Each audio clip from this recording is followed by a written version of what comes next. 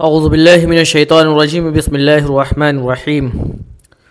آج سورہ مومن کی آیت نمبر 60 کا ترجمہ اور تفسیر بیان کیا جائے گا۔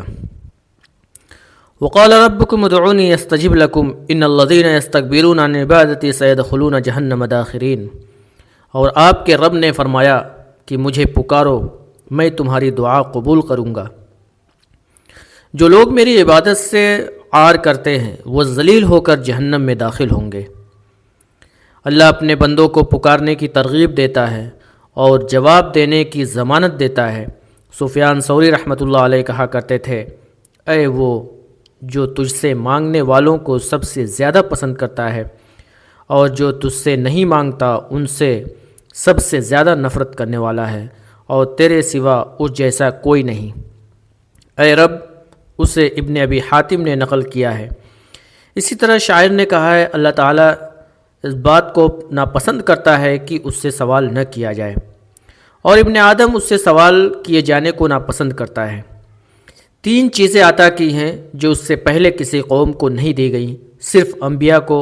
جب اللہ تعالیٰ نے ایک نبی بھیجا تو اس سے فرمایا کہ تم اپنی امت پر گواہ ہو، لیکن آپ کو انسانوں پر گواہ بنایا گیا ہے۔ انبیاء علیہ السلام سے فرداً کہا گیا کہ اللہ نے تم پر دین میں کوئی تنگی نہیں رکھی، بلکہ اس پوری امت سے فرمایا، اور اللہ نے تم پر دین میں کوئی تنگی نہیں ڈالی، مجھ سے پکارو میں تمہیں جواب دوں گا۔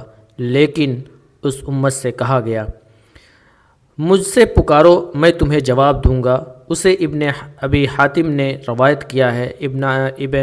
امام احمد نے نقل کیا ہے کہ نعمان ابن بشیر رضی اللہ تعالیٰ عنہ نے کہا کہ رسول صلی اللہ علیہ وسلم نے فرمایا، ان الدعاء هو العبادہ،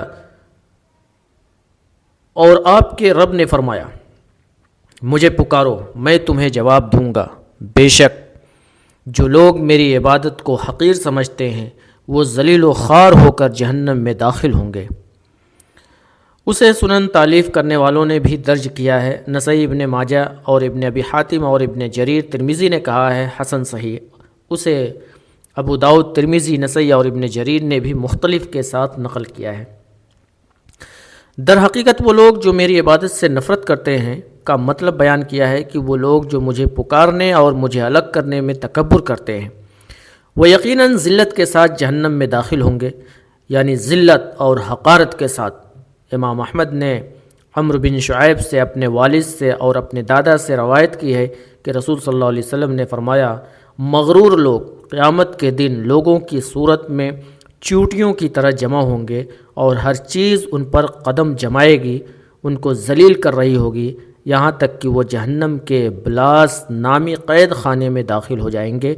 انہیں آگ کے شعلے کھلائے جائیں گے، لوگوں کی آگ سے ٹپکنے والا پاگل پن کا پیسٹ۔ اللہ الذی جعل لکم اللیل لتسکنوا فیہ والنہار مبصرا ان اللہ لذو فضل علی الناس ولکن اکثر الناس لا یشکرون۔ اللہ ہی ہے جس نے تمہارے لیے رات بنائی تاکہ تم اس میں آرام کرو، اور دن کو تمہارے دیکھنے کے لیے بنایا، بے شک اللہ انسانوں پر فضل کرنے والا ہے۔ پھر بھی زیادہ تر بنی نوع انسان شکر ادا نہیں کرتے۔ ذالکم اللہ ربکم خالق کل شیء لا الہ الا ہو فانا توفکون۔ یہی اللہ ہے تم سب کا رب، ہر چیز کا خالق، اس کے سوا کوئی معبود نہیں، پھر کہاں تم پھرے جاتے ہو۔ کذالک یؤفک الذین کانوا بآیات اللہ یجحدون۔ اس طرح ان لوگوں کو پھیر دیا گیا جو اللہ کی آیات کا انکار کرتے تھے۔ اللہ الذی جعل لکم الارض قرارا والسماء بناء وصورکم فاحسن صورکم ورزقکم من الطیبات ذلکم اللہ ربکم فتبارک اللہ رب العالمین۔ اللہ ہی تو ہے جس نے تمہارے لیے زمین کو ٹھہرنے کی جگہ اور آسمان کو چھت بنایا، اور تمہاری صورتیں دیں، اور تمہاری صورتیں اچھی اور پاکیزہ بنائیں، اور تمہیں پاکیزہ چیزیں دیں۔ وہی اللہ تمہارا رب ہے، پس اللہ پاک ہے جو تمام موجودات کا رب ہے۔ هو الحی لا الہ الا هو فدعوه مخلصین لہ الدین الحمد للہ رب العالمین۔ وہ زندہ ہے جس کے سوا کوئی معبود نہیں، پس تم خالص اسی کی عبادت کرتے ہوئے اسے پکارو۔ تمام خوبیاں اللہ ہی کے لیے ہیں جو تمام جہانوں کا رب ہے۔ اللہ تعالیٰ ہمیں اپنی مخلوق پر اپنے فضل کی یاد دلاتا ہے کہ اس نے انہیں رات دی جس میں وہ آرام کرتے ہیں اور اپنی سرگرمیوں سے آرام کرتے ہیں تاکہ وہ دن کے وقت اپنی روزی کے لیے ان کے پاس واپس جائیں۔ اس نے ان کو اس کی روشنی کے ساتھ دن دیا تاکہ وہ سفر کر سکیں اور اپنے کاروبار میں لگ جائیں۔ بے شک اللہ انسانوں پر فضل کرنے والا ہے، اس کے باوجود اکثر انسان شکر نہیں کرتے۔ پھر اللہ تعالیٰ فرماتا ہے، وہ اللہ ہے جو تمہارا رب ہے، ہر چیز کا پیدا کرنے والا، لا الہ الا اللہ، یعنی ان سب چیزوں کو کرنے والا اللہ ہی ہے، یکتا ہے، اکیلا ہے، تنہا ہے، ہر چیز کا خالق ہے جس کے سوا کوئی معبود نہیں۔ پھر تم کس طرح منہ پھیر رہے ہو، یعنی تم ان بتوں کی پرستش کیسے کر سکتے ہو جو کچھ بھی نہیں بنا سکتے بلکہ خود اپنے ہاتھ کے بنے ہوئے اور تراشے ہوئے ہیں۔ اس طرح ان لوگوں کو پھیر دیا گیا جو اللہ کی آیات کا انکار کرتے تھے، یعنی جس طرح یہ لوگ قریش اللہ کے سوا اور معبودوں کی عبادت سے گمراہ ہوئے، ان سے پہلے کے لوگ بھی کافر ہوئے اور دوسروں کی پرستش کرتے رہے جس کی کوئی دلیل نہیں یا ثبوت، لیکن جہالت اور خواہشات کی بنیاد پر انہوں نے اللہ کی نشانیوں اور دلیلوں کا انکار کیا۔ اللہ تعالیٰ ہمیں اپنی مخلوق پر اپنے فضل کی یاد دلاتا ہے کہ اس نے انہیں رات دی جس میں وہ آرام کرتے ہیں اور اپنی سرگرمیوں سے آرام کرتے ہیں تاکہ وہ دن کے وقت اپنی روزی کے لیے ان کے پاس واپس جائیں۔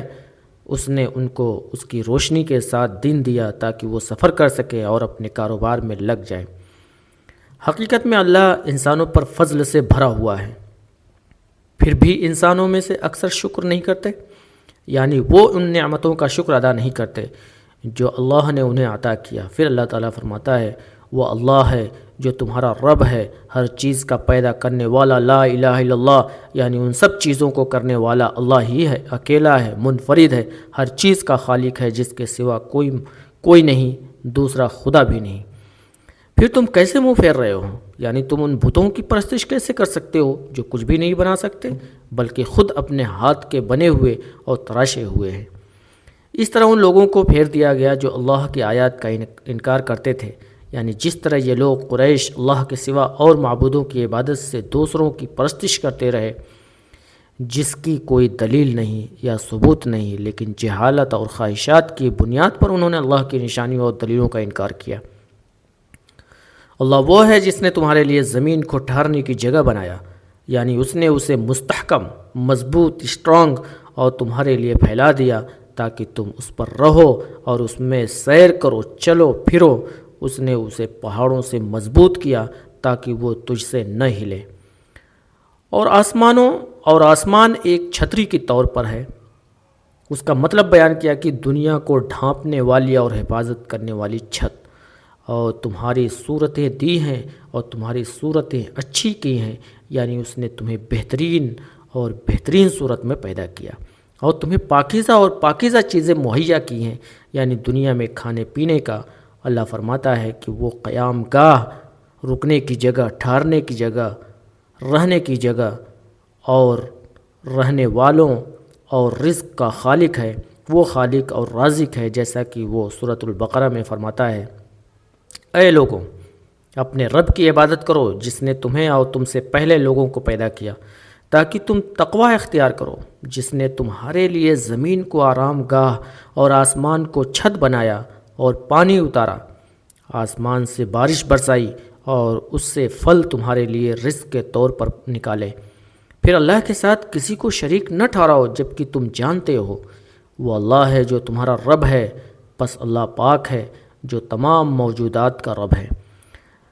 مطلب بیان کر رہے ہیں کہ بلند و بالا اور پاکیزہ اور پاک ہے اللہ جو تمام جہانوں کا رب ہے۔ پھر فرما رہا ہے اللہ، هو الحی لا الہ الا هو، وہ اللہ ہے جو ہمیشہ زندہ رہنے والا ہے، لا الہ الا اللہ، یعنی وہ ہمیشہ زندہ ہے اور ہمیشہ زندہ رہے گا، ازل سے ابد تک، جو تھا ہے اور رہے گا، اول و آخر، ظاہر پوشیدہ ہے، لہذا اس کو صرف اسی کے لیے دین بنا کر پکارو۔ یعنی اس کی وحدانیت کی گواہی دے کر کہ اس کے سوا کوئی معبود نہیں۔ تمام تعریفیں اللہ کے لیے ہیں۔ آل پریز از ڈیو ٹو اللہ، جو تمام جہانوں کا رب ہے۔ امام احمد نے نقل کیا ہے کہ عبداللہ ابن زبیر ہر نماز کے بعد کہتے تھے، حقیقی اللہ کے سوا کوئی معبود نہیں، جس کا کوئی شریک اور شریک نہیں، بادشاہی اور تعریف اسی کے لیے ہے، کیونکہ وہ ہر چیز پر قادر ہے۔ اللہ کے سوا نہ کوئی طاقت ہے اور نہ کوئی طاقت، اس کے سوا کوئی سچا نہیں، اللہ کے سوا، اور ہم اس کے سوا کسی کی عبادت نہیں کرتے۔ اسی کے لیے رحمتیں اور فضیلتیں اور تعریفیں ہیں۔ اللہ کے سوا کوئی معبود نہیں، ہم پورے اخلاص کے ساتھ اس کی عبادت کرتے ہیں، خواہ کافروں کو یہ ناگوار کیوں نہ ہو۔ رسول صلی اللہ علیہ وسلم ہر نماز کے بعد اسی طرح تحلیل کہتے تھے۔ اسی طرح مسلم، ابو داؤد اور نسائی نے بھی روایت کی ہے۔ قل انی نہیت ان اعبد الذین تدعون من دون اللہ لما جاءنی البینات من ربی وامرت ان اسلم لرب العالمین۔ کہہ دو کہ مجھے ان کی عبادت کرنے سے منع کیا گیا ہے جن کی تم اللہ کے سوا عبادت کرتے ہو، کیونکہ میرے پاس میرے رب کی طرف سے دلائل آ چکے ہیں، اور مجھے حکم دیا گیا ہے کہ میں تمام موجودات کے رب کے سامنے سر تسلیم خم کروں۔ والذی خلقکم من تراب ثم من نطفۃ ثم من علقۃ ثم یخرجکم طفلا ثم لتبلغوا اشدکم ثم لتکونوا شیوخا ومنکم من یتوفی من قبل ولتبلغوا اجلا مسمى ولعلکم تعقلون۔ تمہیں مٹی سے پیدا کیا، پھر نطفہ سے، پھر لوتھڑے سے جمے ہوئے خون کا ایک ٹکڑا، پھر تم کو بچہ کی طرح پیدا کیا، پھر بڑھا کر پوری قوت کی عمر کو پہنچا، اور پھر بوڑھا ہو جانا، اگرچہ تم میں سے کچھ اس سے پہلے مر جائیں، اور یہ کہ تم ایک مقررہ مدت تک پہنچو تاکہ تم سمجھو۔ والذی یحیی ویمیت فاذا قضى امرا فانما یقول له فیکون۔ وہی ہے جو جلاتا ہے اور مار ڈالتا ہے، پھر جب وہ کسی کام کا کرنا مقرر کرتا ہے تو اسے صرف کہتا ہے ہو جا، پس وہ چیز ہو جاتی ہے۔ اللہ تعالیٰ فرماتا ہے، اے محمد ان مشرکوں سے کہہ دو کہ اللہ تعالیٰ ان کو اس کے سوا کسی کی عبادت کرنے سے منع کرتا ہے، جیسے کہ ان بتوں اور جھوٹے معبودوں کی۔ اللہ بیان کرتا ہے کہ اس کے سوا کوئی عبادت کا مستحق نہیں، جیسا کہ وہ فرماتا ہے، وہی تو ہے جس نے تمہیں مٹی سے پیدا کیا، پھر نطفے سے، پھر لوتھڑے سے جمے ہوئے خون کے ٹکڑوں سے، پھر تم کو بچہ کی طرح پیدا کیا، پھر بڑھا کر پوری قوت کی عمر تک پہنچایا، اور اس کے بعد بوڑھا ہونا، یعنی وہ اکیلا ہے جس کا کوئی شریک یا شریک نہیں، آپ کو ان مختلف مراحل سے گزارتا ہے، اور یہ اس کے حکم، مرضی اور فرمان کے مطابق ہوتا ہے۔ اگرچہ تم ان میں سے کچھ اس سے پہلے مر جاتے ہیں کا مطلب بیان کیا ہے کہ مکمل طور پر بننے اور اس دنیا میں ابھرنے سے پہلے تو اس کی ماں نے اسے اسقاط حمل کر دیا، اور بعض ایسے بھی ہیں جو بچپن میں یا جوانی میں مر جاتے ہیں یا بالغ ہو جاتے ہیں مگر بڑھاپے کو پہنچنے سے پہلے، جیسا کہ اللہ تعالیٰ کا فرمان ہے، تاکہ ہم تم پر واضح کر دیں، اور ہم جس کو چاہتے ہیں ایک معینہ مدت تک، فکس ٹائم تک رحم میں رکھ دیتے ہیں، اور یہ کہ تم ایک مقررہ مدت تک پہنچو تاکہ تم سمجھ سکو۔ ابن جریج نے کہا تاکہ تم قیامت کو یاد رکھو۔ پھر اللہ تعالیٰ فرماتا ہے، والذی یحیی ویمیت، وہی ہے جو زندگی بخشتا ہے اور موت دیتا ہے، یعنی وہ واحد ہے جو ایسا کرتا ہے اور اس کے سوا کوئی اس پر قادر نہیں۔ فَإِذَا قَضَىٰ أَمْرًا فَإِنَّمَا يَقُولُ لَهُ كُن فَيَكُونُ، اور جب وہ کسی چیز کا فیصلہ کرتا ہے تو اسے صرف یہ کہتا ہے کن فیکون، ہو جا، اور وہ ہو جاتا ہے، یعنی اس کی مخالفت یا مزاحمت نہیں کی جا سکتی۔ وہ جو چاہے ضرور ہوتا ہے، وہ اپنی مرضی کا مالک ہے، اس کے کام میں کوئی انٹرفیئر نہیں کرتا، نہ فرشتے، نہ انسان، نہ جنات، وہ جو چاہتا ہے وہ کرتا ہے۔ ہم انسانوں کے لیے فائدے کی چیزیں ہوتی ہیں، دیکھنے میں اگرچہ وہ نقصان نظر آتی ہیں، لیکن اللہ جو کرتا ہے وہ بہتر ہے، اس میں کوئی بھی کمی نام کی کوئی چیز نہیں ہوتی۔ یہ اللہ کا بہت بڑا فضل و کرم ہے کہ اللہ تبارک و تعالی ہمارے لیے گاہے بگاہے یہ سب چیزیں کرتا رہتا ہے۔